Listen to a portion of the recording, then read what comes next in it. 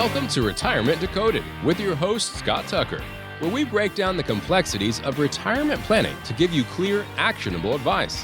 Whether you're just starting out or getting ready to retire, Scott's here to help you make informed decisions and secure your financial future. Tune in each week as we simplify the process and decode the path to a stress-free retirement. Now, here's your host, Scott Tucker. And we're back. Welcome back to Retirement Decoded with Scott Tucker. I'm your host, Scott Tucker. Welcome back to the podcast. My podcast sidekick today is Associate Advisor Max Wren. Say hello, Max Wren. Hello, Max Wren.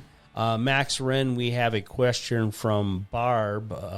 Barb writes a program. She says, Max, within my Roth IRA, I still have $7,000 sitting in my core money market account at Fidelity, ready to be invested.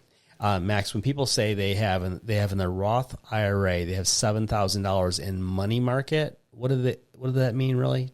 So that means they're holding a cash-like position in that Roth IRA. Yeah, it's just sitting in cash. Just sitting in cash, and I see that all the time. Yeah. So, and there's nothing wrong with Fidelity or anything like that. We use two third-party custodians. That sounds weird when I say two third-party. It sounds a little weird. So we have one third-party custodian, it was just Fidelity. We have another third-party custodian, which is Schwab. And what does it mean when your financial planner, your investment advisor has a third-party custodian?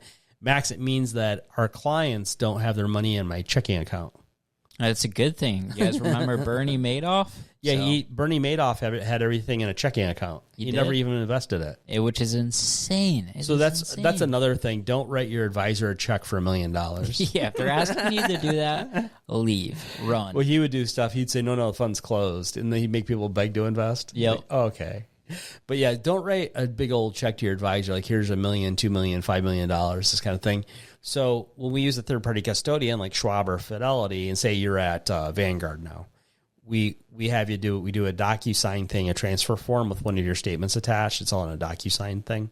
You click it on your iPad or whatever, and that tells Vanguard to transfer your money. And this just hypothetically, Vanguard over to say Schwab.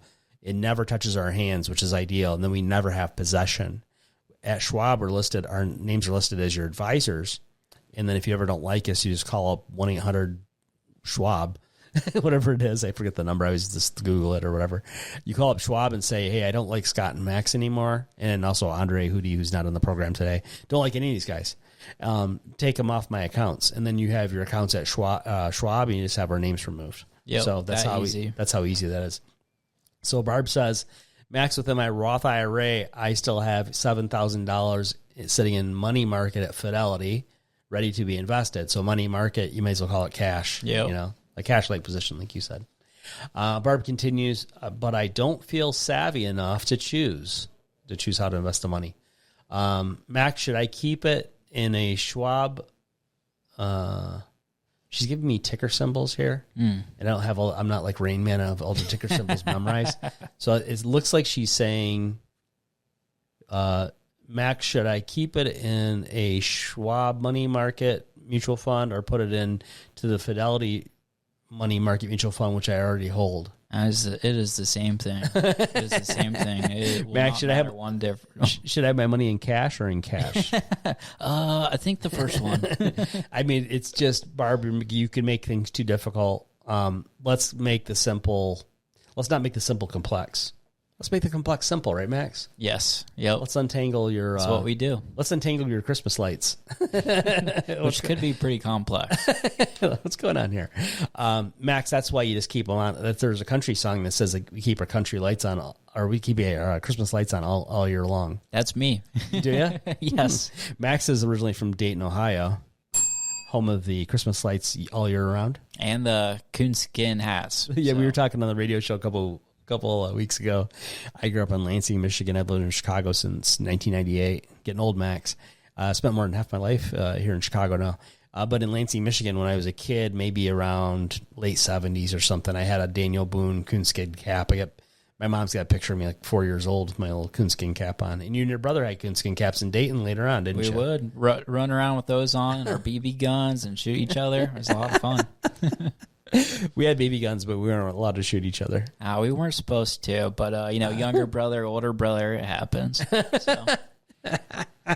Nowadays, if you get your kid if you get your kid a coonskin cap and a BB gun, you get your kids taken away. Our mom would just send us out with these little walkie-talkies, and we would walkie-talkies. just run around the whole neighborhood. It was great. Walkie-talkies. You can't do that anymore, though, can you? Yeah, free-range kids. Yep. If you listen to our radio show, I know a lot of listeners to the podcast are in Chicagoland and a lot are not.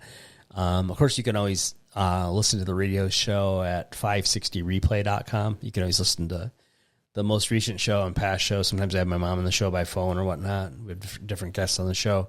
But in Illinois, where we are, and we're federally licensed too, so if you're not in Illinois, it doesn't matter to us. You could be in Guam, or you can be in Puerto Rico, you could be in Maine, California, Texas, Washington State, wherever you are, we can help you potentially. I would say potentially because maybe you're all messed up and I can't help you. Hey, I mean, if you're in China, I don't know if we can help you there. So if you're an American somewhere in the Americas, then the United States and states, districts, and territories. But in Illinois, so you were a free range kid. You had the BB gun and you had the walkie-talkie and the Daniel Boone coonskin cap. it was awesome. So now in Illinois, we have a law. Because I was griping the other day. I keep seeing these kids, like Natalie and I live in Mount Prospect, northwest suburb of Chicago. And I keep seeing these kids that are getting driven to the bus stop. What? Yeah. See? To the bus stop? Yeah. So, Max, you still live in the city. You live in Logan Square, right? I do. I love it. Yep. Well, if you were to move out to Mount Prospect, you would see these bus stops with parents at them. See, this is like trick-or-treating now. They don't trick-or-treat. They do the trunk and treat. Yeah, if you trick or treat to my house and I see an SUV following you, I'm not giving you candy, and I might even call the police. So, like, there's a stalker. Yeah. There's a stalker offering kids candy in an SUV. What's wrong with us that we're doing that now? Well, here's part of the problem. So I go, what's the deal with all these kids getting driven? These kids are driven like a half a block in an SUV for a bus stop, and then it's winter, so then they sit in the car with their parents. I'm like, no, this is not how, when I was a kid. Snow uphill both ways, all that stuff. 7 miles each way. I have a saying every once in a while when younger people annoy me, Max, and I don't know if you don't do this with me, so you don't annoy me being lazy or anything. But I say when I was a kid, push lawnmower uphill both ways. I used to mow lawns, and it's like those guys that live on hills. Yep, it was fun. Like, here, I'll pay you to mow my lawn. I live on a hill. Like, oh, great. The guy's telling you, he's like, I'm not doing it. Yeah, I had when I was in middle school, me and my buddy, we had a little side gig, run around cutting people's lawns, and we had to deal with that stuff all the time. It was fun. Nowadays, it's like some child labor law. But here's the deal in Illinois. Part of why people take their kids to the bus stop, and then they might walk with their kids to the bus stop and their little dog, and then stand there, or they might drive their kids to the bus stop and sit there or whatever. These kids are never alone. Like when I was a kid, I was alone all the time. Right. Explains a lot, doesn't it? It does. I was like making my own food somewhere around, I don't know if I was like 3rd grade, 4th grade. I know 4th grade, I was getting in the cookbook. 4th grade, I was doing my own laundry. My mom could do my laundry, but she's not. No, you're going to do it. I was out picking up after the dog. I was taking out the trash, all that stuff. Yeah, my parents looked at me and my brother as free labor. So, I mean, we were pretty independent when we turned 10 years old. Yeah. It was fun. Yeah. Well, so then part of the deal why people in Illinois and Chicagoland, why they're at the bus stop with their kids, this is how crazy Illinois has gotten. We have a state law now in Illinois, and this really aggravates people downstate, we call it, or that don't live in Chicago. Yep. A lot of the state is run by people from Chicago or Chicagoland. They go down to Springfield, and the population is so out of balance. It's nearly half the state population lives in Cook County, as one example. And then Chicagoland's bigger than Cook County, so by the time you get all of Chicagoland, it's like that's the majority of the population. Right. And so folks that live downstate that just want to be left alone. We have a state law in Illinois that if your kid is younger than 14, you can never leave them alone. What? Yes. They cannot be real. Yes. There's no way. Yeah, you gotta look it up. Wow. That's how you lose your kids, Max. 14? Yeah. That's a little old, don't you think? Yeah. My gosh. I got left alone 2nd grade. My mom got tired of paying for a babysitter, and she's like, okay, you're smart enough now. Yep. I was like 7 years old. She hears the latchkey kid. So it was about 1980. She's like, here's the house key, and you just walk from the bus stop, come home, and, take care of yourself, and I'll be home after work. Yeah, here's $20. Order a pizza. No, we didn't have that much money. No, it was like, you can get in the cupboards. You can open a can of soup. Here's some Campbell's soup. Little 7-year-old making soup. A little grilled cheese, maybe too. That's a little complex for a 7-year-old. Yeah. Well, the way it is now I would make the grilled cheese elaborate. You get all the butter going.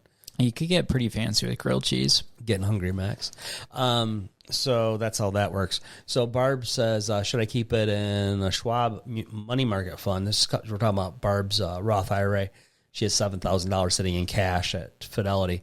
She doesn't know how to pick whatever funds or investments. Should I keep it in the Schwab money market, or put it in the Fidelity money market, which I already hold? So she's got a couple things more going on than what meets the eye here. Why can't I be related to you? ? Barb says, Max, why can't I be related to you? You're getting a little weird there, Barb. Max, you might give your relatives a little bit of free advice, but it doesn't mean you're their investment advisor or representative or no. financial planner or anything like that. And she says, Max, please share your thoughts. Thank you.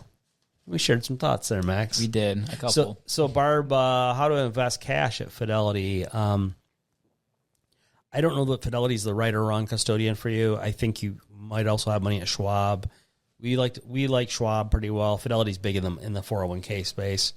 They're both good custodians. We just choose to primarily work with Schwab to kind of simplify our business and how our clients operate. But we do have some clients at Fidelity. Max, we have a client that had us use Fidelity instead of Schwab. Oh, boy. Because she wasn't sure if Klaus Schwab and Charles Schwab, if they might be related. I mean, working with clients, you hear a lot of crazy things, but that was one of the crazier. Well, then when she said that, I didn't know. And I said, boy, I'm going to have to look that up. So Klaus, for those of you in Peoria, Klaus Schwab founded the World Economic Forum. Klaus Schwab is the one that says you'll own nothing and be happy. Yeah, it sounds very communist. Well, it sounds like, what's the French lady, the queen, what's her name, that she said, let them eat cake, and really the way it was translated was wrong. It really should say, let them eat bread. Was it Marie Antoinette? It was. Yeah, Marie Antoinette. Yep. And she said, let them eat cake, but really it was translated incorrectly, sort of. So really she's saying, let them eat bread. Yeah, she had the rough end of the stick there, didn't she? Well, she was basically saying, you peasants, you eat bread.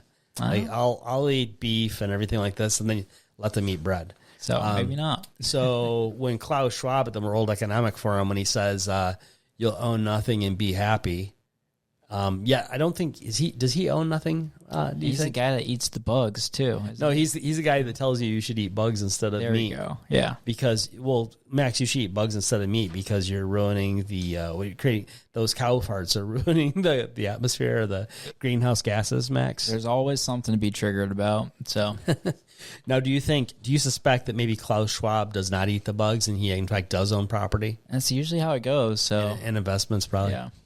It's like the guys that every year those guys that fly on a private jet to Davos, Switzerland to talk about greenhouse gases. Yep, like on a private jet. Taylor Swift, right? So, oh yeah, Taylor Swift. She does. She's a big kind of big government, save the planet lady. She is, and then she flies around on a private jet. I think her private jet was the most flown private jet. Was it? Is that right? I think it was. Oh, maybe Elon Musk. I could see that too. And actually, you need maintenance on these jets too, so it's probably not always the same jet as much as those two fly. Yep, those two, Elon Musk and Taylor Swift, how much they fly. Elon Musk, it's funny some of the stuff he's involved in, like the Teslas. Yeah, where what I think makes the best sense is like if you live in Los Angeles, yeah, you probably ought to have a Prius just so you don't create a lot of smog. But having an all electric vehicle, that sounds kind of dicey to me. Like I want two forms of power. I don't want to just have just electric only. Yeah, I mean, when I was living in Washington State, I'll give you that. There's these charging ports everywhere. They are everywhere. Mm-hmm. So it's makes a little more sense there. But here in the Midwest, we don't really. But where does the power come from? Where any power comes from, right? So, well, in California, they have the rolling blackouts and brownouts and stuff. They don't have the electrical grid, and so they're trying to get it out of windmills and solar panels and all this stuff. And really, what you need here in Chicagoland, what we're having is we have a lot of data farms are being constructed. They are, yeah. Microsoft's doing a big one here. Mm-hmm. The reason why the data farms are being built in Chicagoland and other rust-built cities Rust Belt cities is because of the power availability from the nuke plants is a big one. Some places still have the coal plants. In Illinois, we've gotten rid of coal plants now, but we have a lot of nuke plants. And so as much power as a data center uses, and it needs to be near transmission lines and things. So that's why a lot of data centers are being constructed in Chicagoland or the Rust Belt cities. Makes sense. Rust Belt, that's just a nice term, isn't it? Yeah, don't call us a Rust Belt. Yeah, we're not quite there yet. So, Barb, you're asking how to invest your $7,000 of Roth IRA money. I would get it out of cash. Not specific advice. Your mileage may vary. And I don't know Barb's age or how long she's going to work. Probably since she's writing to Retirement Decoded with Scott Tucker. I'm your host, Scott Tucker. She probably wants to, I don't know, does she want to grow it? Does she want to be safe? I would say if you just want to grow it, if you're okay with the risk, I probably would just use an S&P 500 index fund or something like that. Actually, Vanguard has an exchange-traded fund. The ticker symbol is VT, not specific recommendation or anything. But that one's kind of neat because it gives you, I believe, every stock in the world. So that's about as diversified as you get, Max, every stock in the world. Yeah, just throwing a dart at every single spot. Can't miss. So that right? ticker symbol is VT. It's a Vanguard ETF. I'm not recommending it. You got to do your due diligence. Don't try this at home. Talk to your advisor. Talk to yourself. Ask your cousin. But if you want to think, Barb, if you want to keep things more simple, and it's $7,000, I think it's a good way potentially to diversify $7,000. And, Vanguard on their ETFs, they tend to have a low expense ratio in that. Yeah, they're pretty good about that. So that could be good for you.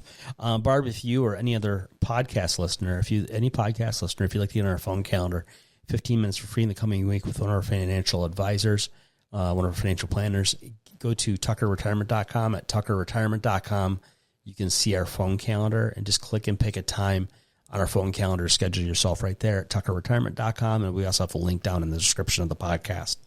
Well, Max, it's been fun and it's been real and it's been real fun. We'll see you on the next episode of the podcast. Scott Tucker Solutions, Inc. has a strategic partnership with tax professionals and attorneys who can provide tax and or legal advice. Neither the firm nor its agents or representatives may give tax or legal advice. Individuals should consult with a qualified professional for guidance before making any purchasing decisions. A Roth conversion is a taxable event and may have several tax-related consequences. Be sure to consult with a qualified tax advisor before making any decisions regarding your IRA. The views and opinions herein are those of Scott Tucker Solutions, Inc. and do not necessarily reflect the views and opinions of AE Wealth Management, LLC. Investment advisory services made available through AE Wealth Management, LLC. AEWM and Scott Tucker Solutions, Inc. are not affiliated companies. Insurance products are offered through the insurance business Scott Tucker Solutions, Inc. Scott Tucker Solutions, Inc. is an investment advisory practice that offers products and services through AE Wealth Management, LLC, a registered investment advisor. AEWM does not offer insurance products. The insurance products offered by Scott Tucker Solutions, Inc. are not subject to investment advisory requirements. Investing involves risk, including the potential loss of principal. Any references to protection, safety, or lifetime income generally refer to fixed insurance products, never securities or investments. Insurance guarantees are backed by the financial strength and claims-paying ability of the issuing carrier. This podcast is intended for informational purposes only. It is not intended to be used as the sole basis for financial decisions, nor should it be construed as advice designed to meet the particular needs of an individual's situation. Scott Tucker Solutions, Inc. is not permitted to offer, and no statement made during this podcast shall constitute tax or legal advice. Our firm is not affiliated with or endorsed by the U.S. government or any governmental agency. The information and opinions contained herein provided by third parties have been obtained from sources believed to be reliable, but accuracy and completeness cannot be guaranteed by Scott Tucker Solutions, Inc.